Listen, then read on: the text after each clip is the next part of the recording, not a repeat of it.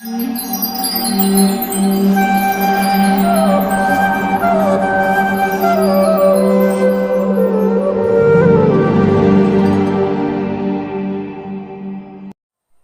कृष्णा। स्वागत है आपका हमारे इस सत्र में।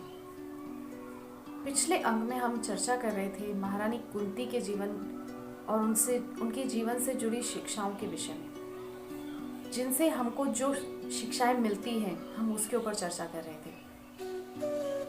पहले तो हम आपसे क्षमा चाहते हैं कि दूसरे अंक के बाद तीसरा अंक आने में बहुत समय लग गया, लेकिन कुछ व्यस्तताओं के चलते हम तीसरा अंक आपके सामने प्रस्तुत नहीं कर पाए।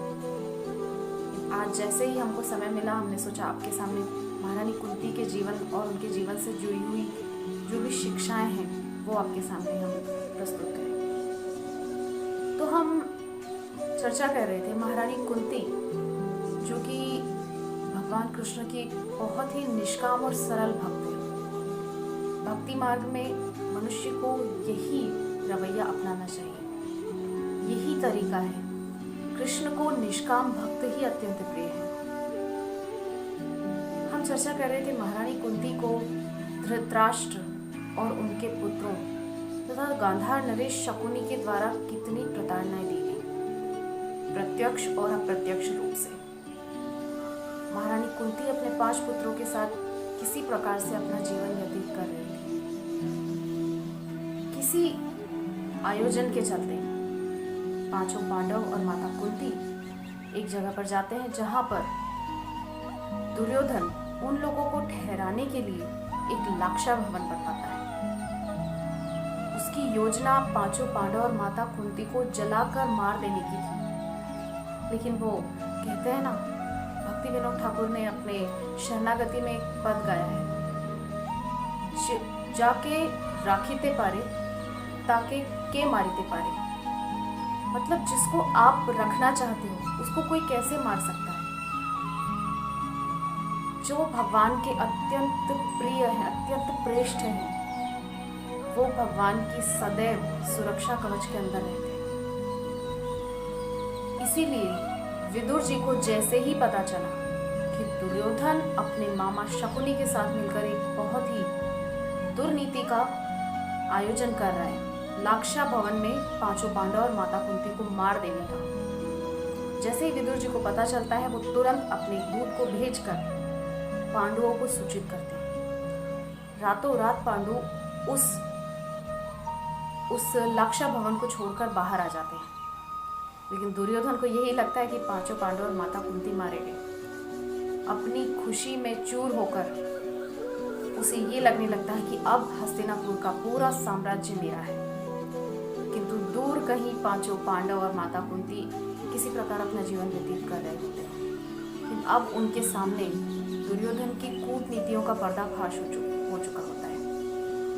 उन लोगों को पता चल चुका होता है कि दुर्योधन गांधार नरेश शकुनी के कहने में आकर कितना नीचे गिर चुका है। लेकिन माता कुंती ने और 5 पांडवों ने भगवान का भरोसा नहीं छोड़ा। वो अब भी अपने मार्ग पर, भक्ति मार्ग पर, धर्म के मार्ग पर आगे बढ़ते जा रहे हैं। जैसे जैसे समय व्यतीत हो रहा है, पांडु अपना जीवन व्यतीत कर रहे हैं। एक बार पांडवों को पता चलता है कि द्रुपद नरेश की पुत्री का स्वयंवर होने वाला है।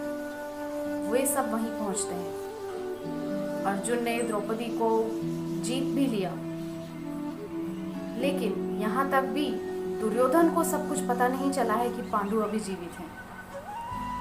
लेकिन कुछ समय बाद जब ये बात धीरे धीरे सब जगह फैलने लगती है कि माता कुंती और 5 पांडव अभी जीवित हैं, तो धृतराष्ट्र और दुर्योधन को मन में थोड़ा सा पश्चाताप होने लगता है। वो ये सोचते हैं कि अगर हम लोगों ने उनको वापस नहीं बुला लिया तो हमें कोई भी हस्तिनापुर में रहने नहीं देगा। इस प्रकार धृतराष्ट्र और दुर्योधन विदुर जी को भेजकर उन 5 पांडव, माता कुंती और द्रौपदी को दोबारा हस्तिनापुर बुलवाते हैं। वे सब वहां आते हैं, लेकिन कुछ समय बाद ही दुर्योधन की कूटनीति फिर से शुरू हो जाती है। हस्तिनापुर का साम्राज्य उसी को चाहिए, इसलिए वो बंटवारा करने की नीति भीष्म पितामह को बीच में ला करके वो पुनः पांडवों को एक बार हस्तिनापुर से अलग करना चाहता है। हस्तिनापुर से बाहर जाकर पांडवों ने अपने दम पर, अपने बल पर और कृष्ण प्रीति को मन में रखते हुए खांडव जैसी बंजर भूमि को भी इंद्रप्रस्थ जैसा सुंदर साम्राज्य बना दिया, क्योंकि उनके साथ कृष्ण है जो मरुभूमि को भी जल से भरी हुई बना सकते हैं। खांडवप्रस्थ को इंद्रप्रस्थ बनाकर राजा युधिष्ठिर वहां पर राज करते हैं, लेकिन दुर्योधन अभी भी अपनी हरकतों से बाज नहीं आता। द्यूत क्रीड़ा के लिए महाराज युधिष्ठिर को आमंत्रित करता है। युधिष्ठिर आते हैं, पांचों पांडव, माता कुंती, द्रौपदी, और द्यूत क्रीड़ा में छल से गांधार नरेश शकुनी की नीतियों का सहारा लेकर दुर्योधन पांचों पांडवों को वनवास भेज देता है। द्रौपदी का भरी सभा में अपमान करता है। इस प्रकार बहुत कष्ट पांडवों को और माता कुंती को झेलना पड़े, लेकिन उन्होंने कृष्ण प्रीति को अपने मन से कभी अलग नहीं होने दिया। वनवास के दुख झेलकर जब वो लोग वापस आते हैं तो वो सोचते हैं कि हमको अब हमारा साम्राज्य शायद मिल जाए, लेकिन दुर्योधन तो सुई चक्रे नैव दास्यामि बिना युद्धेन केशव, भगवान कृष्ण जो स्वयं दूत बनकर, शांति दूत बनकर के दुर्योधन के सामने आते हैं, लेकिन दुर्योधन अपनी कूटनीति से बाज नहीं आता। वो कृष्ण को भी बोल देता है कि मैं सुई के नोक के बराबर भी भूमि पांडवों को बिना युद्ध के नहीं दूंगा। कृष्ण तो यही चाहते थे, क्योंकि युद्ध होगा तो पृथ्वी पर जितने भी आतताई दुष्ट हैं उन सबका विनाश हो जाएगा। युद्ध का बिगुल बजने लगता है। धीरे धीरे करके वो समय आता है जब हस्तिनापुर में लाशों का ढेर लग जाता है। 18 दिन का वो युद्ध पूरा होता है, पांडवों को विजय मिलती है, और जब ये सब पूरा होता है, कृष्ण जब वापस द्वारिका जाने लगते हैं, तब अश्वत्थामा जो कि द्रोणाचार्य का पुत्र है, दुर्योधन के पास आकर बोलता है कि आपकी ये अवस्था देखकर मुझे बहुत दुख होता है, आप मुझे आज्ञा दीजिए, मैं अभी पांडवों को समाप्त कर दूंगा। दुर्योधन बोलता है जो काम हमारी पूरी सेना नहीं कर पाई वो तुम अकेले कैसे कर दोगे। लेकिन अश्वत्थामा तो अपने क्रोध में पागल हुआ जा रहा है। अश्वत्थामा पांडवों को मारने के लिए आता है, लेकिन उस समय पांडवों के कक्ष में पांडु स्वयं नहीं, उनके 5 छोटे छोटे पुत्र सो रहे थे। उन 5 पुत्रों को मारकर अश्वत्थामा दुर्योधन के पास उनके कटे हुए सर लेकर आता है। दुर्योधन देखकर रो पड़ता है कि अरे दुष्ट, तूने तो हमारे वंश को ही समाप्त कर दिया। और जैसा कि दुर्योधन को एक ऋषि का श्राप था कि अत्यंत दुख और अत्यंत सुख जब तुम एक साथ अनुभव करोगे तुम्हारी मृत्यु हो जाएगी। पांडु सब मारे गए ये सोचकर उसे अत्यंत सुख प्राप्त होता है, लेकिन जब वो ये देखता है कि वो पांडवों के पुत्र हैं, वो अत्यंत दुखी हो जाता है। इस प्रकार जब दुर्योधन की मृत्यु हो जाती है, अश्वत्थामा डर के मारे भागने लगता है कि अब अगर अर्जुन को पता चला कि ये काम मैंने किया तो वो मुझे जीवित नहीं छोड़ेगा। वो भागने लगता है, लेकिन कृष्ण की सहायता से अर्जुन अश्वत्थामा को पकड़ लेता है। लेकिन देखिए, द्रौपदी जैसी महान नारी का चरित्र अपने 5 पुत्रों का हत्यारा सामने खड़ा होने पर भी वो उसे मारने का आदेश नहीं दे रही है। वो कह रही है मुच्चिता मेष, छोड़ दीजिए इसे, ये एक ब्राह्मण पुत्र है, ये आपके गुरु का पुत्र है, और सबसे बड़ी बात ये कि आपकी गुरु माता का लाडला बेटा है। मेरे 5 पुत्र गए तो क्या हुआ, मुझे पति का सहारा है, लेकिन उनके पति तो पहले ही युद्ध में समाप्त हो चुके हैं। अगर आपने इनको भी मार दिया तो वो कैसे जीवित रहेंगी। द्रौपदी क्या है? द्रौपदी है दया। 5 पांडव जिसमें से युधिष्ठिर है धर्म का रूप। इंसान के जीवन में अगर धर्म हो और अगर दया ना हो तो उसका कोई महत्व नहीं। भीम है बल का स्वरूप। बल अगर इंसान के पास हो और अगर दया ना हो तो वह निर्दयी होकर समाज में आतताई बन जाएगा। अर्जुन है मन का प्रतीक। अगर मन है और मन में दया नहीं है तो हम अपने मन को कहीं भी भटकने से रोक नहीं पाएंगे और हम किसी भी समाज में रह करके दया के बिना नहीं रह सकते, क्योंकि दया ही समाज में हमें औरों की तरफ प्रेम से और दया से प्रीति करने का अवसर देती है। नकुल और सहदेव है ज्ञान का प्रतीक। अगर हमारे पास ज्ञान हो लेकिन दया ना हो तो हम लोगों के साथ दुर्व्यवहार करने लग जाएंगे, अभिमानी होकर। इसी प्रकार जब अश्वत्थामा को वो लोग छोड़ देते हैं तब अश्वत्थामा बहुत ज्यादा कुंठित हो जाता है।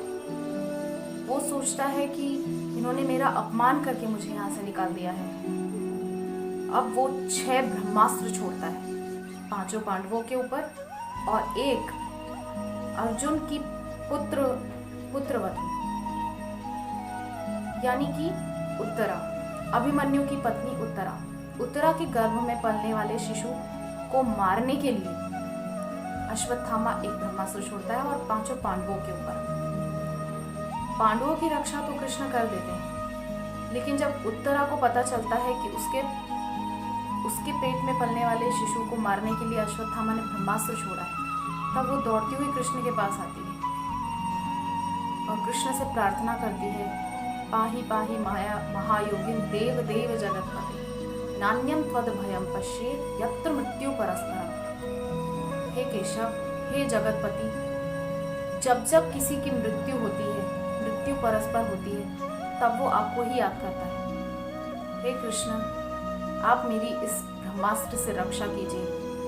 मैं इसलिए ये नहीं कह रही हूँ कि आप मेरी रक्षा कीजिए, ये मैं इसलिए कह रही हूँ क्योंकि आप पांडवों के इस अंतिम वंश को रोक लीजिए, मरने से रोक लीजिए, बचा लीजिए।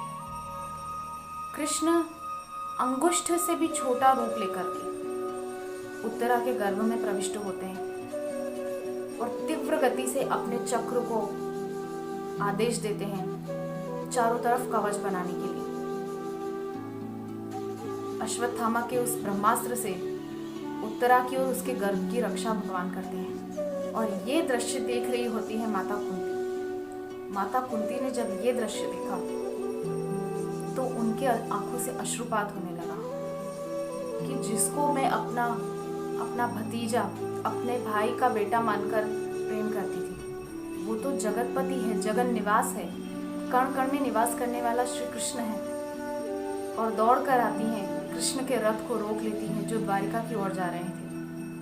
उनको रोककर उनके चरणों में वंदना करने लगती हैं।